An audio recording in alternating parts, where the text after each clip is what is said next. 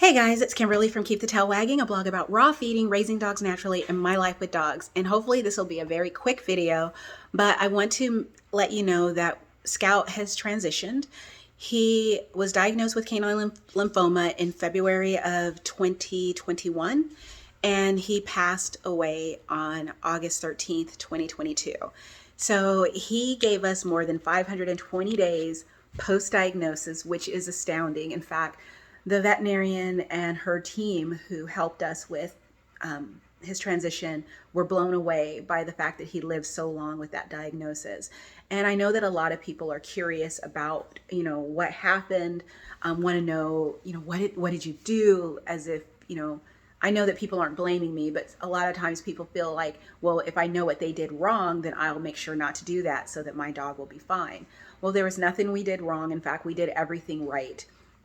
He was healthy all the way up until the day before he wasn't. I mean, he was outside playing, running around. He has been slowing down over the past couple weeks, but not so much that it caused concern. He was so active that we just thought he was wearing himself out, and it's summertime, so maybe it's the heat. But on Friday, he was going downhill. He had a very high fever. We couldn't get it to go down. It wasn't so high that it was required an emergency vet visit, but it was high and he was uncomfortable. And as the day went on, he started becoming weaker, and Saturday morning he collapsed and he was just not doing well at all. He couldn't eat. His lymph nodes were so swollen that they were pushing into his trachea, so they were making it hard for him to breathe or swallow. This is something that his veterinarian explained when we took him in. But they did confirm that he was critical, and we let him go that day. I was holding him the entire time, letting him know that I would be okay and that it was okay for him to go. And the second I said those words, he did. He calmed and relaxed, and he was gone. So I'm heartbroken, of course, and I miss my dog. It's astounding when you lose a dog, like how silent the house is. There's this whole dynamic shift. Even though we have 3 other dogs, there's an entire dynamic shift, and the house is so quiet. But we're adjusting and adapting. But for those of you guys who are curious about how we were able to get so much time with Scout, there's many things that I was doing, and I'll list them off. Let's say maybe 5 things I'll list off. One is feeding a fresh food diet. Scout was raw fed since he was 6 weeks old. All of my dogs are raw fed. I make the food myself because it's most affordable. And I have videos that show my meal prep, and I'm happy to link those below. 2, combining traditional and holistic medicine. A lot of people were surprised that I chose to go to chemotherapy, but in my research, that was the most effective treatment towards canine lymphoma, and I don't regret that decision. I know that I've heard from people over the past year and a half, who, like, their dog lived 4 years or 4.5 years. That was like 2 people who told me that they knew someone who had that success. So that's great and all, but 2 people does not confirm that chemotherapy doesn't work. So I decided to use the chemotherapy route, and it worked. Scout did not have a reaction to chemotherapy, no side effects, except for the cancer going away. So I did use traditional or holistic medicine as well, and I love traditional Chinese medicine. I think it's fascinating. So I made sure to feed him cooling proteins like rabbit and duck, pork, or neutral proteins like turkey and beef as part of his diet. It's actually part of all of my dogs' diet. The only time they get hot proteins is in the dead of winter, and that's something like venison or I can't think of another one right now, but you get what I mean. Shrimp actually is another hot protein, but I don't feed shrimp to my dogs. No particular reason. Anyway, so feeding a fresh food diet, combining traditional and holistic practices to treating my dog. 3 would be using CBD oil. He got CBD oil twice a day, every day, at least once a day if for some reason I forgot, but twice a day, every day for the past year and a half. And I think that was huge. I know it's controversial, but I also gave him THC. I got it locally. It's legal here in Washington State. And so he got THC at the end of the day, every day. And that helps to kill off cancer cells as well.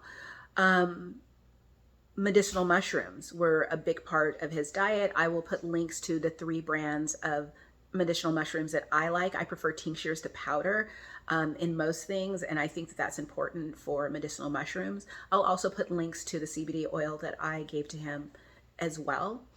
And then finally, it was basically exercise and making sure that he was, active and strong, because I know that that is something that helps to build the immune system and strengthen the immune system. I know I have lived with anxiety and depression my entire life, and the only thing that helps me get through anxiety or get through a depressive episode is exercise. So I will exercise. I have a little tiny home gym in our house. It's not fancy.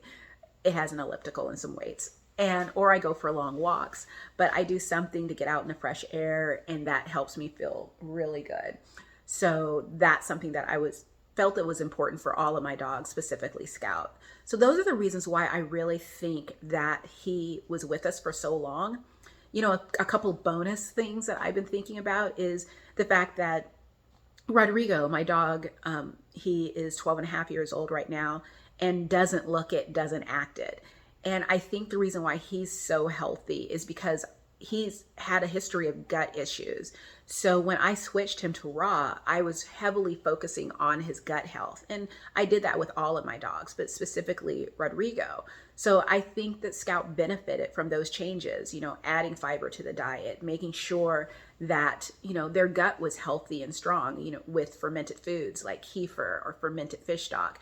But really educating myself about their diet so that I knew what I was doing and knew that my dogs were getting the best bang for my buck. And then finally, keeping a positive attitude and keeping a positive energy in the house. Stress is something that suppresses our immune system and is very unhealthy. And the same goes for our dogs. So we don't fight here. I mean, we have disagreements, but we work it out and we talk it out. And if I'm having a bad day, I go for a walk and I calm down and I relax. So making sure that Scout lived in a toxic-free, stress-free environment, I think was very, very important. I mean, yeah, we do have, toxins, around, but we don't use weed killer. We don't use plugins. We don't use Febreze. We try to go as natural as possible where we can. And actually, let me scratch that. We do use Febreze because, believe it or not, it's a really effective flea killer. So instead of doing a flea bomb, put the dogs outside for the day, spray Febreze over the furniture and on any rugs or carpets, and boom, no more fleas. It's amazing. But it makes you think that something that you can just buy off the shelf like that for so cheap can kill fleas that have an exoskeleton to protect them. You got to wonder what that's doing to us when we're breathing it in. So that's why I don't use it regularly. I use it for flea treatment. But mostly we try to keep a stress-free and toxic-free environment for our dogs and for ourselves. So I think that that's why we got so much time with him. I'm grateful that he was healthy all the way up until the end. It's magical.